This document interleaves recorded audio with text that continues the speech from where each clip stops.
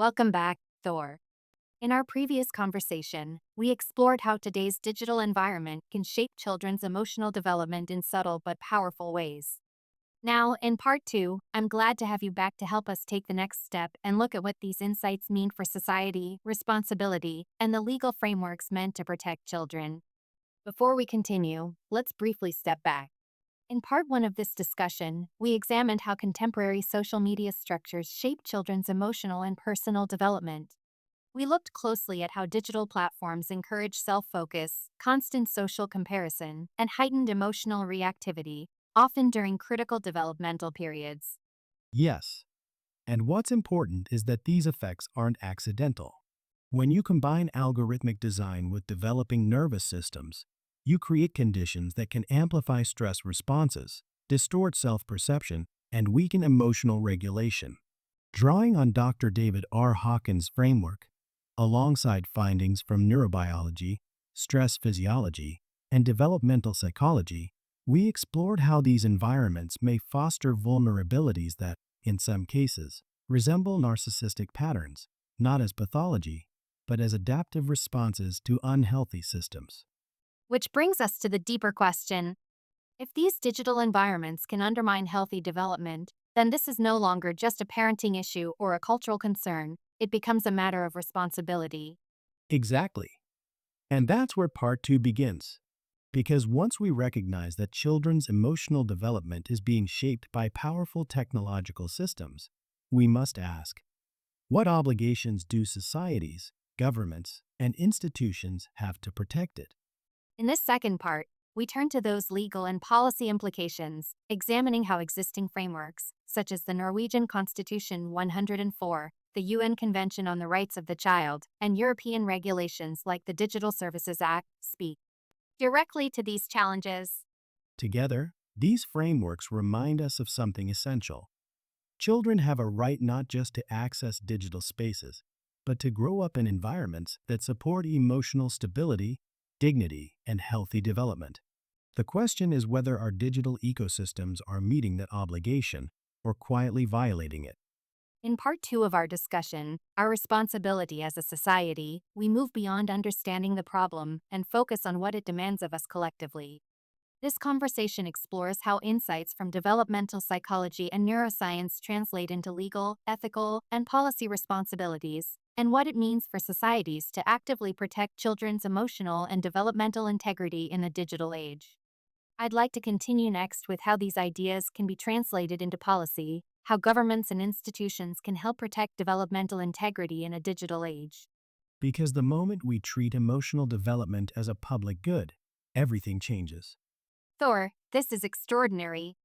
I'd like to continue next with how these ideas can be translated into policy, how governments and institutions can help protect developmental integrity in a digital age. I'm ready. Because the moment we treat emotional development as a public good, everything changes. Let's start at the highest level. What's the first step governments need to take? They need to acknowledge that emotional development isn't a private matter, it's a public health foundation. Just like we regulate food safety, air quality, and school environments, we need to regulate the emotional ecosystems children grow up in. Hawkins would say that the emotional maturity of a population determines the consciousness of a society. If we want a stable, empathetic, resilient society, we must protect the conditions that allow children to develop inner stability. So emotional development becomes a matter of national interest. Exactly. And once policymakers see it that way, the entire conversation shifts from screen time limits to developmental integrity. What does that look like in practice? It starts with regulating the design of digital environments for children, not the content, the architecture. For example, no algorithmic amplification for minors, no engagement-based feeds, no metrics like likes, streaks, or follower counts, no infinite scroll, no emotionally manipulative design patterns. These features aren't neutral. They're engineered to exploit the most reactive parts of the brain. For a developing child, that's developmental sabotage. So, the goal is to remove the psychological accelerants. Exactly. We don't let companies put addictive chemicals into children's food. We shouldn't let them put addictive psychological mechanisms in children's digital environments. What about accountability? How do we ensure platforms take responsibility? We require developmental risk assessments, the same way we require environmental impact assessments.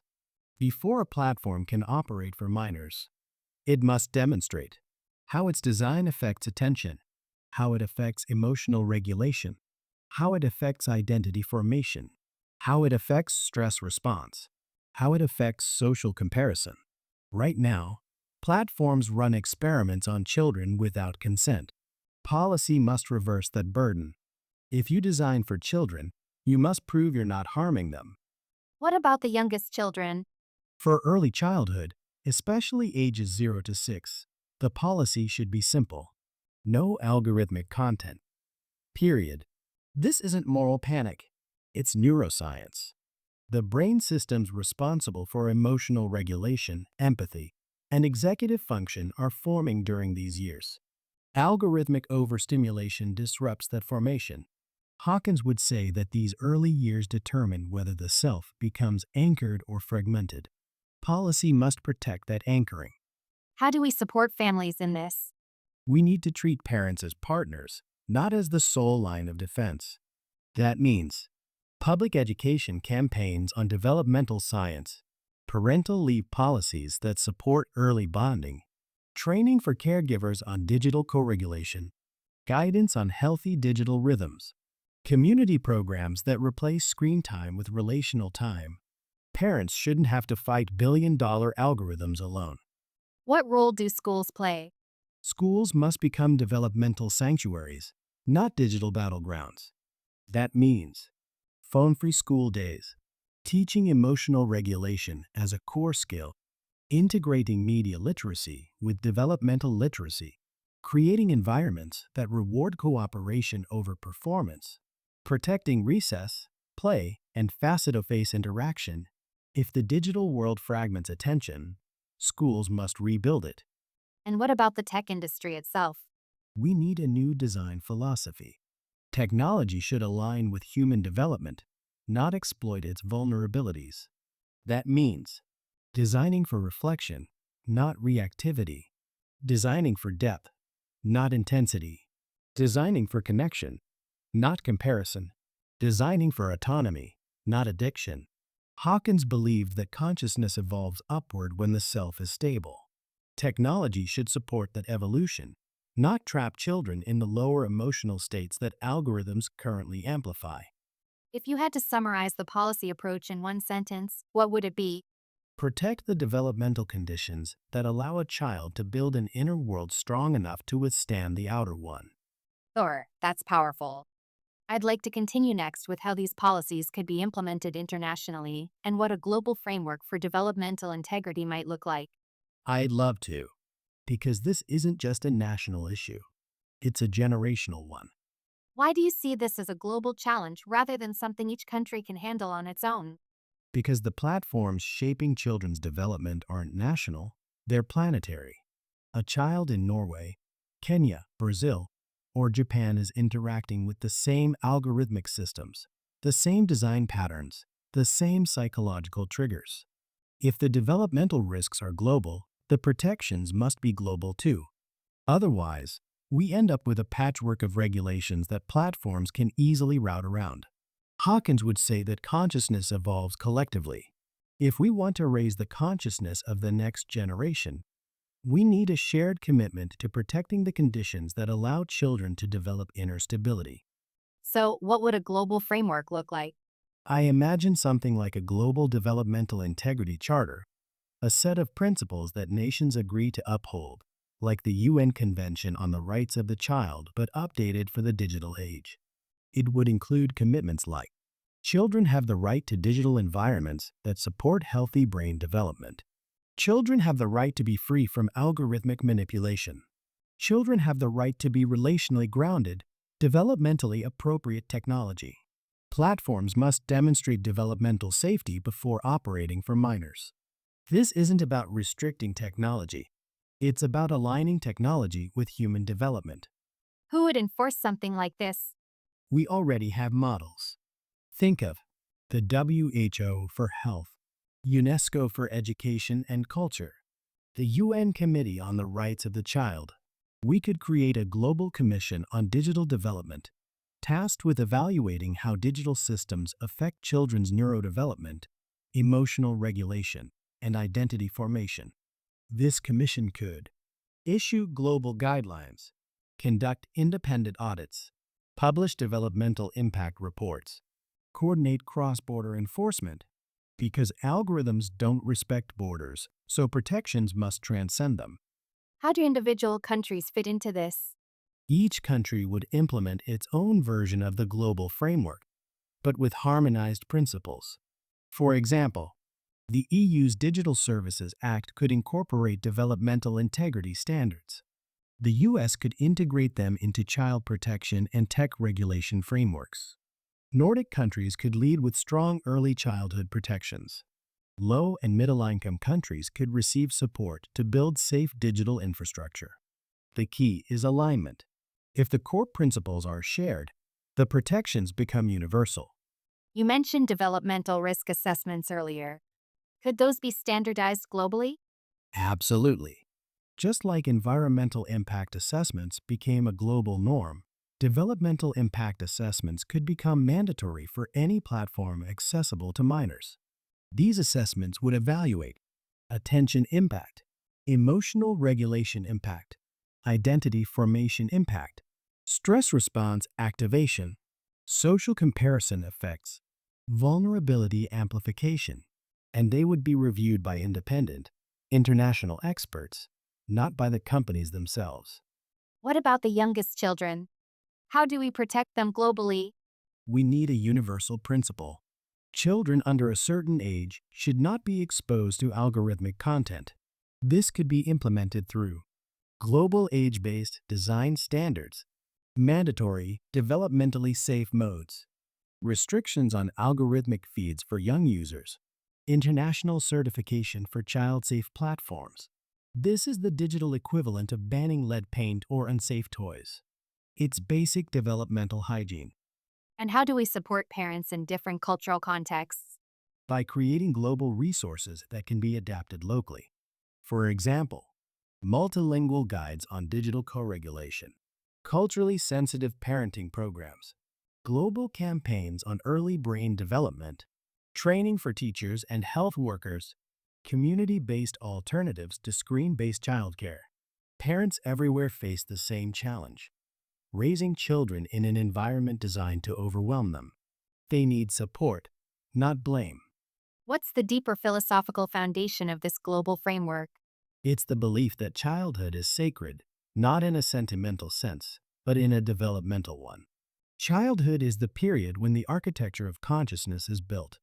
Hawkins would say that if we want a world rooted in compassion, integrity, and clarity, we must protect the developmental conditions that allow those qualities to emerge. A global framework for developmental integrity is ultimately a global framework for the evolution of human consciousness. Thor, this is profound. I'd like to continue next with how we can communicate this vision to policymakers, educators, and the public in a way that inspires action rather than fear. I'd love to, because the story we tell about this issue will determine whether the world sees it as a burden or as an opportunity to build a healthier future. Where do we start? We begin by changing the narrative. If we frame this as a crisis, screens are destroying children, people shut down, fear paralyzes, shame isolates. But if we frame it as a possibility, we can redesign childhood environments to support emotional strength, resilience, and higher consciousness. People lean in. They feel empowered. Hawkins believed that consciousness expands when we move from fear to courage. Our communication strategy must reflect that. How do we reach policymakers specifically? Policymakers are overwhelmed. They're drowning in data, reports, and competing priorities. What cuts through is a story, a narrative that connects developmental science to societal outcomes. We need to show them how early emotional development shapes future mental health, how attention fragmentation affects education, how emotional reactivity affects democracy, how identity instability affects social cohesion, When policymakers understand that protecting childhood development is not a nice to have, but a national stability strategy, they act. So, it's about connecting the dots between childhood and society. Exactly. Emotional development is infrastructure. It's as foundational as roads, hospitals, and energy grids. What about educators? Teachers are on the front lines. They see the effects of algorithmic overstimulation every day: attention fragmentation, emotional volatility, social comparison, anxiety. But they're often blamed for problems they didn't create. We need to give them developmental literacy training, digital hygiene frameworks, classroom rhythms that rebuild attention, phone-free learning environments, tools for teaching emotional regulation. When educators feel supported, they become powerful advocates for change. And parents? Parents are overwhelmed by contradictory advice. They need clarity, not judgment. We need to communicate in simple, grounded terms. Your child's brain is still wiring itself. Algorithms are designed to overwhelm that wiring. Here's how to create rhythms that protect development. You don't need to be perfect, you just need to be present. Parents respond to compassion, not criticism. And when they understand the why, they naturally change the how. How do we reach the broader public?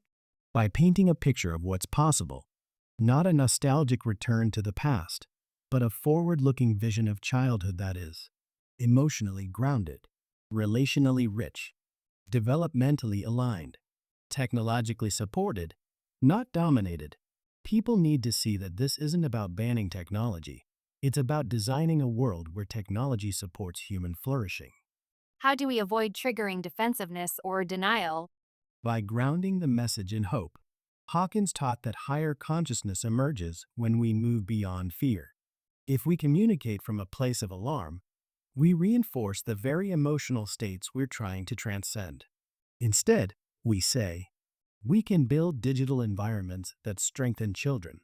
We can create policies that protect development. We can raise a generation with deeper emotional resilience. We can design technology that aligns with human potential. Hope to mobilize action. Fear immobilizes. If you had to summarize the communication strategy in one sentence, what would it be? Tell a story that honors science, protects the child, and inspires the adult. Thor, this is profound. I'd like to continue next with how we can bring together scientists, technologists, policymakers, and communities to co create this future, a kind of global developmental alliance. Absolutely. Because no single sector can solve this alone.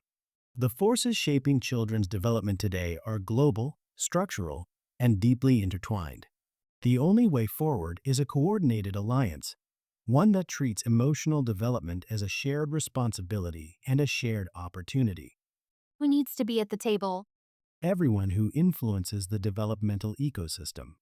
That means neuroscientists, who understand how the brain wires itself, developmental psychologists, who understand how the self forms, educators, who see the daily impact on attention and behavior, pediatricians, who track mental and physical health, technologists who design the digital environment, policy experts who shape the regulatory landscape, parents and caregivers who live the reality, youth voices who experience the consequences firsthand.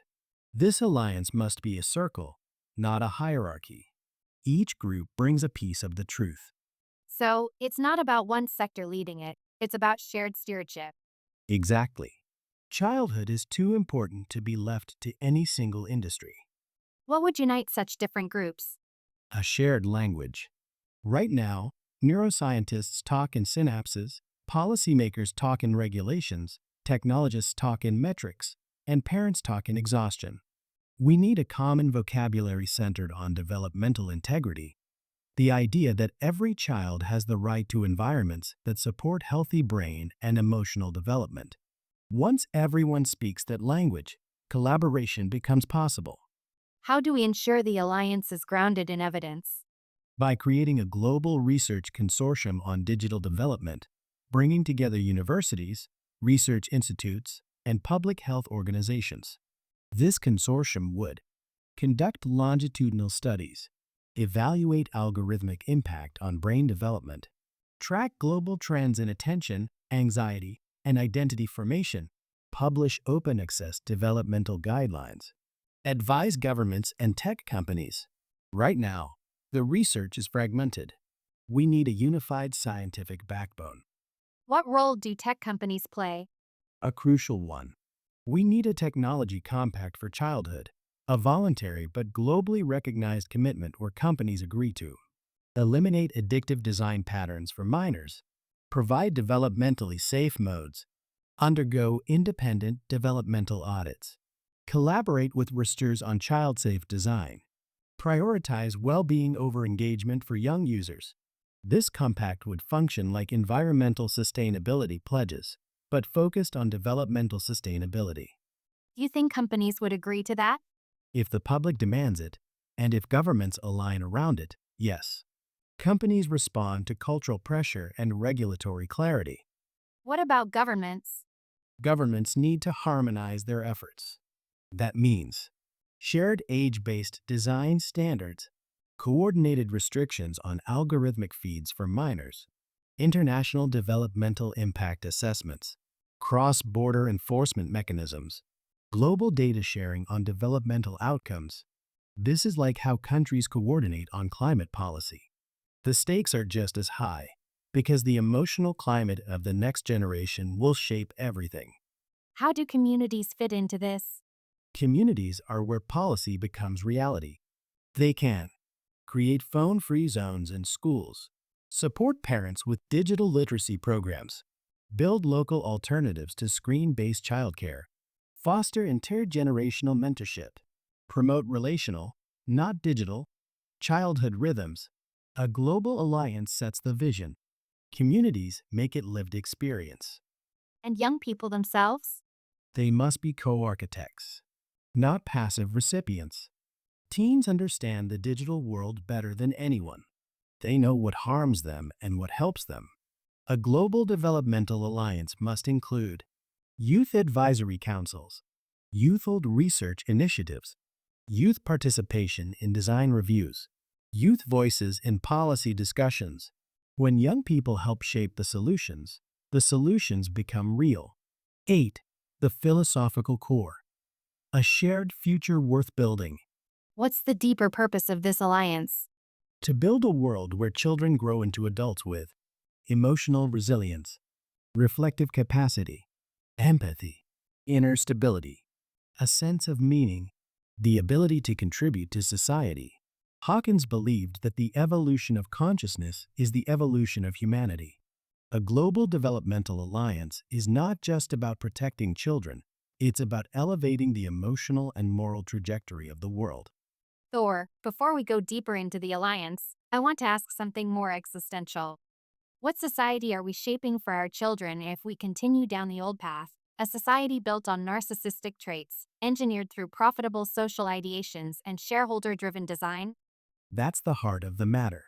Because if we don't intervene, we're not just shaping individual children, we're shaping the emotional architecture of an entire civilization. And right now, the trajectory is clear. We are drifting toward a society where narcissistic traits aren't just common, they're normalized. Not because people are selfish by nature, but because the systems shaping them reward narcissistic patterns. When profit becomes the primary design principle, the human psyche becomes collateral. What does that society look like? It's a society where the self is hollowed out, where identity is curated rather than lived, where value is measured in visibility, not integrity.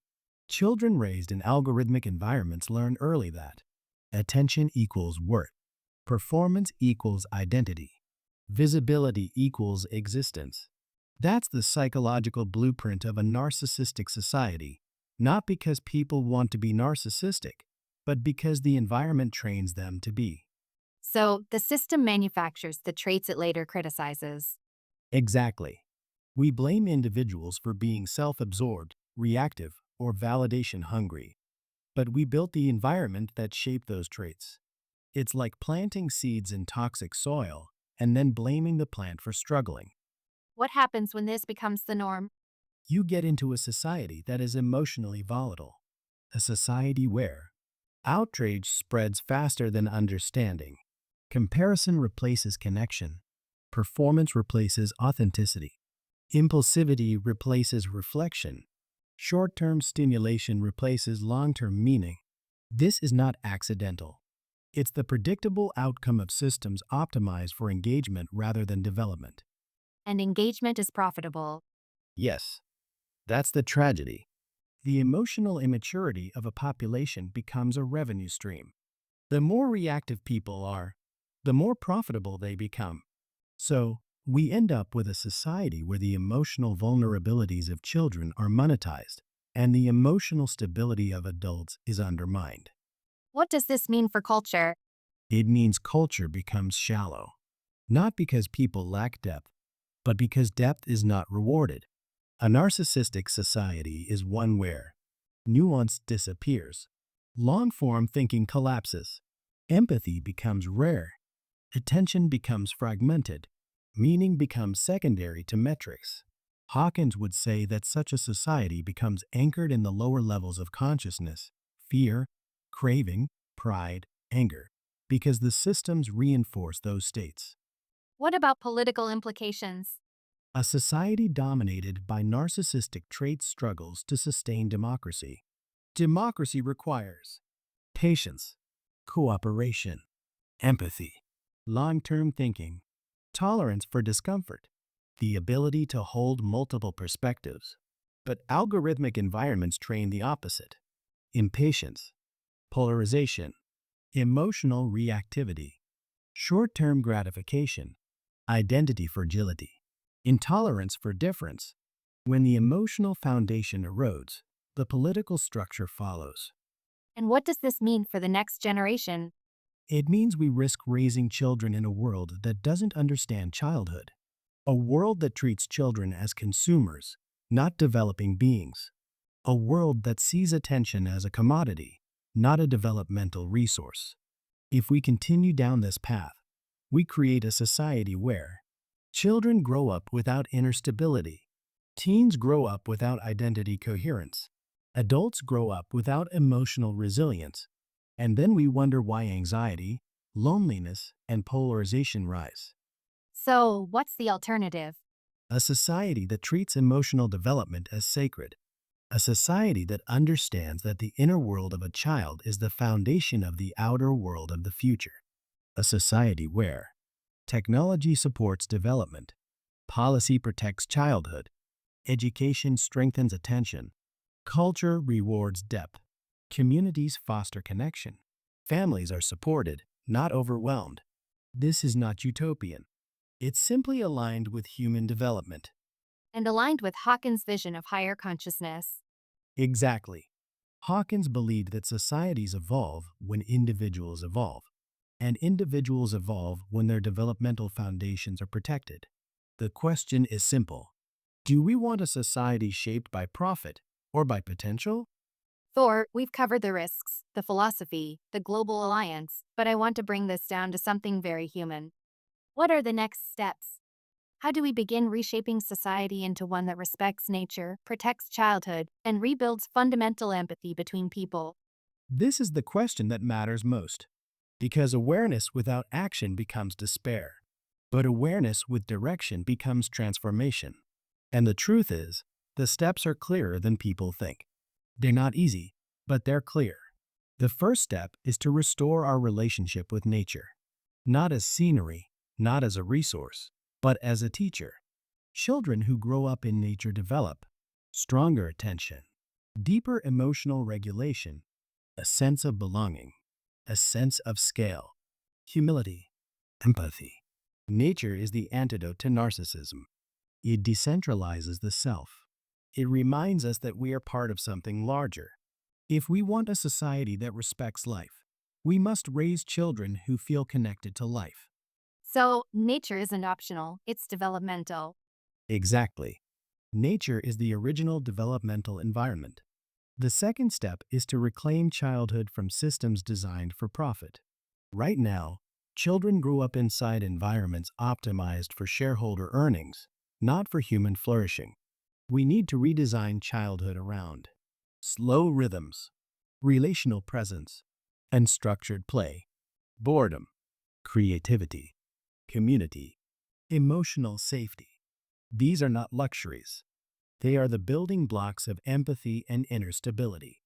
And they're incompatible with the pace of algorithmic stimulation. Exactly. Human development has a tempo. Prophets have a different one. We must choose which tempo shapes our children. Empathy is not something you either have or don't have. It's a skill and a societal value. We need to teach it intentionally. In schools, in families, in media, in community programs, in digital design. Empathy grows when children experience being understood. It grows when they see adults model compassion. It grows when society rewards cooperation over performance. So, empathy becomes a cultural norm, not an individual exception. Exactly. A society that values empathy raises empathetic children. The fourth step is to align technology with developmental science. That means removing addictive design patterns, slowing down content, elevating new ones, protecting attention, supporting reflection, reducing emotional volatility. Technology should strengthen the mind, not fragment it. It should deepen connection, not replace it. It should support empathy, not erode it. So, technology becomes a tool for growth, not a threat to it. Yes, technology should serve humanity, not the other way around. The fifth step is community. Children need to grow up in environments where they feel held, not just by their parents, but by a network of relationships. A society that values belonging creates safer neighborhoods, intergenerational connection, shared rituals, collective responsibility, emotional resilience. Isolation breeds narcissism. Belonging breeds empathy. The sixth step is policy. We need laws that protect children from algorithmic manipulation, support parents with time and resources, ensure schools are developmental sanctuaries, integrate nature into urban planning, prioritize mental health as public health. Policy is how values become reality. And the final step? We will tell a new story, a story where children are sacred, nature is kind, empathy is strength, technology is aligned with humanity, development is protected, community is essential. The future is something we build together because societies are shaped by the stories they believe. If we want a society rooted in respect, empathy, and ecological wisdom, we must tell a story that honors those values. Sure, this is extraordinary. It feels like a blueprint, not just for policy, but for culture, for identity, for the future. It is a blueprint, and it's also a promise. A promise that we can build a world where children grow into adults who are grounded, compassionate, connected, and capable of shaping a society that respects life in all its forms. Sure, everything you've said so far points toward a crossroads. So, let's look ahead. Painting the picture for me. What do the next 50 years look like if we commit to building a regenerative society, one that honors nature, protects childhood, and rebuilds empathy as a cultural foundation? I'd love to, because when we talk about the future, we're not predicting it, we're choosing it. And a regenerative society isn't a fantasy. It's a direction, a trajectory, a set of decisions made consistently over time. Let me take you through what that world could look like. In a regenerative society, our relationship with nature is not extractive, it's reciprocal. Children grow up understanding that the natural world is not a backdrop, but a living system they belong to. Over the next 50 years, we would see cities redesigned green corridors and biodiversity, schools with outdoor classrooms as the norm, regenerative agriculture replacing industrial farming, energy systems aligned with ecological cycles, climate adaptation rooted in community resilience. Children raised in this world develop humility, awe, and a sense of interdependence, the antidotes to narcissism. So, nature becomes both teacher and stabilizer. Exactly. Nature regulates the nervous system. It teaches patience, scale, and belonging. The next 50 years must begin with a radical commitment. Childhood is sacred. That means algorithm-free early childhood, developmentally aligned digital environments, universal parental support, phone-free schools, emotional literacy taught as a core subject, community structures that replace isolation with belonging. When we protect the inner world of children, we protect the future emotional climate of society. And we break the cycle of reactivity. Yes, because emotional stability is not inherited, it's cultivated. In a regenerative society, empathy is not a soft skill, it's a civic skill. It's woven into education, media, public policy, community life, digital design. Imagine a world where social platforms reward cooperation, news prioritizes context over outrage, schools teach conflict resolution, workplaces value relational intelligence, communities foster intergenerational connection. Empathy becomes the cultural default, not the exception. Technology doesn't disappear, it evolves. Over the next 50 years, we would see humane algorithms that support reflection, digital tools that strengthen attention, platforms that elevate nuance, AI systems aligned with developmental science, interfaces designed to reduce stress, not amplify it. So, the digital world has become a developmental ally. Exactly. We shift from extraction to support. A regenerative society doesn't measure success by GDP alone. It measures emotional well-being, ecological health, community cohesion, childhood flourishing, cultural depth, long-term resilience.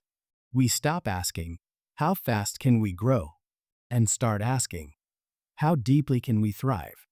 The next 50 years will require us to rediscover something ancient. We rise together or we fall together.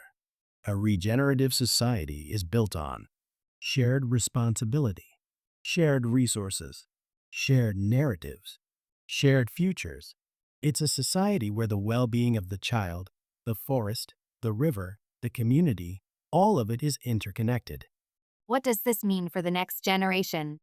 It means they inherit a world that believes in them, a world that gives them emotional grounding, ecological wisdom, technological support, cultural empathy, community belonging, a sense of purpose. A regenerative society doesn't just protect children, it prepares them to become stewards of the future. If you had to summarize the next 50 years in one sentence, what would it be? A regenerative society is one where we finally understand that the health of our children, the health of our communities, and the health of the planet are the same conversation. Thor, that's breathtaking. I'd love to continue next with how we begin, the first steps individuals, families, and communities can take right now to move toward this future. I'm ready. Because the future doesn't begin in 50 years. It begins the moment we decide to build it. Thor, before we close, I want to ask you something very direct. If you had to choose just one step, the single most important action we could take within social media to reshape our developmental society for the better, what would it be? It's a powerful question, and the answer is surprisingly simple, even though the implications are enormous. If I had to choose one step, one intervention that would ripple through childhood, adolescence, culture, politics, and the emotional climate of society, it would be this. Remove engagement-based algorithms for minors. Why that one? Because engagement-based algorithms are the engine of everything we've been talking about. They are the mechanism that amplifies emotional reactivity, fragments attention, fuels comparison, rewards performance over authenticity, accelerates identity instability, monetizes insecurity, shapes narcissistic traits, undermines empathy, destabilizes the developing brain. If you remove that engine, the entire developmental landscape changes. So, it's not about banning social media, it's about changing the architecture. Exactly. The problem isn't that children use social media. The problem is that social media uses children. Engagement-based algorithms are designed to maximize time, intensity, and emotional arousal, because those states generate profit. But those same states are toxic to a developing nervous system. When you remove the algorithmic pressure, you remove the psychological accelerant. Suddenly, content slows down, emotional volatility decreases, comparison loses its addictive edge, identity becomes less performative, attention becomes less fragmented, children regain agency, teens regain reflection, families regain relational space. It's like removing chemical additives from food. The food still exists, but it stops hijacking biology. What's the deeper developmental reason this matters so much? Because human development has a natural tempo. Childhood unfolds slowly. Identity forms gradually. Emotional regulation strengthens through repetition and relational safety. Engagement-based algorithms operate at a tempo the human brain cannot sustain, especially a developing one. They accelerate everything: emotion, attention, comparison, stimulation, identity construction. Removing them restores the natural rhythm of development. And what about empathy? Algorithms reward outrage, not understanding. They amplify conflict, not nuance. They elevate spectacle, not sincerity. When you remove engagement-based ranking, you remove the incentive for emotional extremity. Suddenly, content that is thoughtful, reflective, relational, nuanced, cooperative, has space to breathe. Empathy becomes visible again, and what becomes visible becomes valued. And the narcissistic drift we talked about earlier? It slows dramatically, because narcissistic traits thrive in environments that reward performance, visibility, intensity, validation, external anchoring. Remove the algorithm, and you remove the reward structure that fuels those traits. Children begin to anchor inward again. Teens begin to explore identity without performing it. Adults begin to reconnect with depth. And philosophically? It's about dignity. A society that allows children's emotional vulnerabilities to be monetized is a society that has forgotten what children are. Removing engagement-based algorithms is a declaration. Children are not commodities. Their attention is not a resource. Their development is not for sale. It's the first step toward a society that honors the inner world of every human being. So, if we do just one thing, If we do just one thing, let it be this: remove engagement-based algorithms for minors and replace them with chronological, non-manipulative feeds. It won't solve everything, but it will change everything. It will give children back their attention. It will give teens back their identity. It will give families back their connection. It will give society back its emotional coherence. And it will give the future back its humanity. sure, that's a powerful closing. It feels like both a warning and an invitation, a reminder that the future is still ours to shape. It is. And the moment we choose to protect the developmental integrity of children, we begin shaping a society worthy of them. Thor, as we come to the end of this journey, this long, layered conversation about development, technology, empathy, and the future, I want to ask you for a final reflection. What does it truly mean to reinstate dignity and respect in our society? And what message do you want to leave with our listeners? Thank you. And thank you to everyone who has stayed with us through this dialogue. Because the fact that you're here, listening, reflecting, questioning, already tells me something important. People are ready for a different kind of society. A society where dignity is not an afterthought, where respect is not conditional, where democracy is not something we inherit, but something we actively cultivate. And the truth is, reinstating dignity begins with something very simple: seeing each other again, not as avatars, not as opponents, not as metrics, but as human beings, fragile, complex, hopeful, and deserving of care. It sounds so basic, yet so radical in the world we live in. Is radical because we've spent years inside systems that reward the opposite, systems that amplify division, accelerate reactivity, and monetize our worst impulses. But dignity is not a luxury. It's the foundation of a healthy society. And respect is not a courtesy. It's the glue of democracy. If we want a future where our children grow up safe, grounded, and connected, we must rebuild the emotional fabric of our culture. That means slowing down, listening deeply, choosing empathy over ego, choosing dialogue over dominance, choosing community over isolation. And it means remembering that democracy is not just a political structure, it's a relational one. It lives or dies in how we treat each other. So, the future begins in the smallest interactions. Exactly. Every moment of kindness is a vote for the society we want. Every act of respect is a reinforcement of democratic culture. Every time we choose understanding over outrage, we strengthen the emotional architecture of the world our children will inherit. And that's why I want to thank everyone for listening, because by engaging in this conversation, you're already part of the shift. You're already helping to build a society where dignity is restored, empathy is practiced, childhood is protected, nature is honored, democracy is renewed. This is not the end of a dialogue. It's the beginning of a movement. Thor, thank you. Truly. And to everyone who has been with us, thank you for your presence, your attention, and your willingness to imagine something better. If there's one thing we hope you carry with you, it's this: the future is not predetermined. It is shaped by the respect we show each other today. Let's build a society worthy of our children and worthy of our shared humanity. Beautifully said.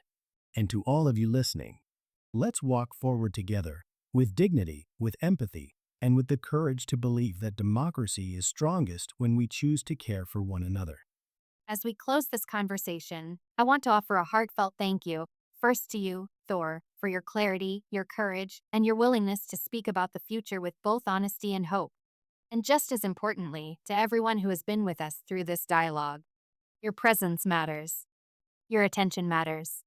Your willingness to reflect, to question, and to imagine something better, that is where change begins. If there is one message I hope you carry with you, it's this: a society grounded in dignity and respect is not a distant dream. It is a choice we make together, moment by moment. Every time we listen instead of react, we strengthen the fabric of democracy. Every time we treat someone with kindness, we reinforce the culture we want our children to inherit. Every time we choose empathy over division, we take one step closer to a world where every child and every adult can grow with safety, meaning, and belonging. Thank you for walking with us.